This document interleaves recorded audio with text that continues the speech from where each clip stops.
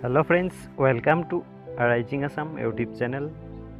বন্ধুসকল আজি আমি কথা পাতিম ইউনিকোড মানেনো কি। আমি তো বলকচোন আৰম্ভ কৰোঁ। প্ৰথমতে আমি ASCII কোড কি ASCII কোড সন্দৰ্ভত অলপ জানি লওঁ। ASCII কোড অৰ্থাৎ American standard code for information interchange. এই ASCII কোড দুই ধৰণৰ আছিলে। প্ৰথম ASCII কোড 7। এই ASCII কোড 7ত আছিল ASCII কোড 7 আছিল 7 বিট লং, অৰ্থাৎ ইয়াত প্ৰায় 128টা আখৰ বা চিহ্ন এনকোডিং কৰিব পৰা গৈছিল আৰু মেচিনে বুজিব পাৰিছিল। আৰু দ্বিতীয় টাইপটো হৈছে ASCII কোড 8। ইয়াত আছিলে 8 বিট লং, অৰ্থাৎ মেক্সিমাম 256 ৱৰ্ড ASCII কোড 8ত এনকোডিং কৰিব পৰাৰ ব্যৱস্থা এটা আছিল। কিন্তু লাহে লাহে এইটো অনুভৱ হ'ল যে বিশ্বত অকল ইংৰাজী ভাষাই নহয়, যিহেতু ASCII কোডত অকল ইংৰাজী ভাষাহে এনকোডিং হৈছিল, কিন্তু অন্যান্য ভাষাবোৰ হোৱা নাছিল। লাহে লাহে এইটো অনুভৱ হ'ল যে অন্যান্য ভাষাৰো এটা স্বকীয়তা আছে আৰু অন্যান্য ভাষাবোৰো আমি এনকোডিং কৰিব পৰা চিষ্টেম এটা তৈয়াৰ হ'ব লাগে। ইউনিকোড এটা ইউনিভাৰ্চেল এনকোডিং চিষ্টেম। ইয়াত এটা বৃহৎ সংখ্যক ভাষা একত্ৰিত হৈ আছে, এনকোডিং কৰা চিষ্টেম এটা আছে, আৰু তাৰ ভাষা আৰু কেইবা লাখো বৰ্ণ, এই চিম্বল, কেইবা লাখ চিম্বল এই ইউনিকোডত অন্তৰ্ভুক্ত হৈ আছে। মেচিন এটাই কোনো ভাষা বুজি নাপায়, ই কেৱল বাইনেৰী সংখ্যাহে বুজি পায়। গতিকে এই আখৰবোৰ, এই চিম্বলবোৰ কিছুমান সংখ্যাত ট্ৰেন্সফৰ্ম কৰি মেচিনত সোমাই দিয়া হয়।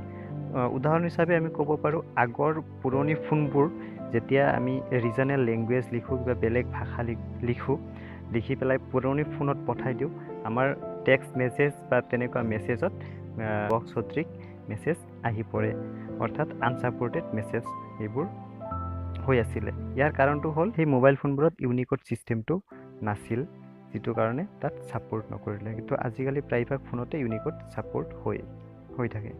ইয়াৰ উপৰিও আমি এটা ভাল কমন উদাহৰণ ল'ব পাৰোঁ, গুগল হোম পেজ।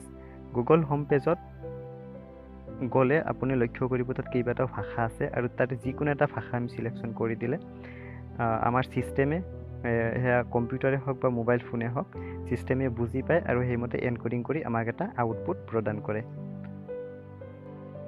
আজিৰ পৰা কিছুদিন আগতে অন্যান্য ভাষাৰ লগতে অসমীয়া ভাষায়ো ইউনিকোডত স্থান পাইছে।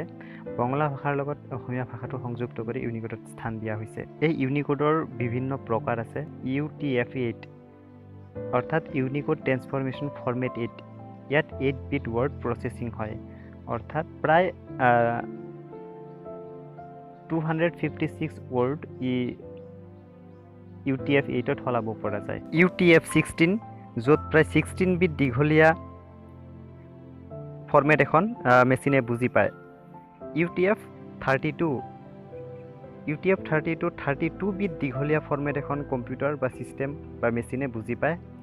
ভাবি চাওক, ইয়াত 32 beet means 2 to the power 32 কিমান সংখ্যক আখৰ বা চিম্বল ইয়াত অন্তৰ্ভুক্ত হৈ আছে। গতিকে এটা ফাষ্ট শব্দ বা চিম্বল ইউনিকোডৰ জৰিয়তে আমি এনকোডিং কৰাৰ ব্যৱস্থা এটা হৈছে, আৰু ই সকলো ভাষাৰ কাৰণে এটা সুবিধাজনক স্থল আহি পৰিছে। যদি ভিডিঅ'টি ভাল লাগিছে লাইক কৰিব, যদি বুজি পাইছে কমেণ্ট কৰিব, যদি বুজি পোৱা নাই তথাপিও কমেণ্ট কৰিব, আৰু এইখিনিত থকা মাজত থকা চিম্বলটোত ক্লিক কৰি চেনেলটি ছাবস্ক্ৰাইব কৰিব। ধন্যবাদ, থেংক ইউ।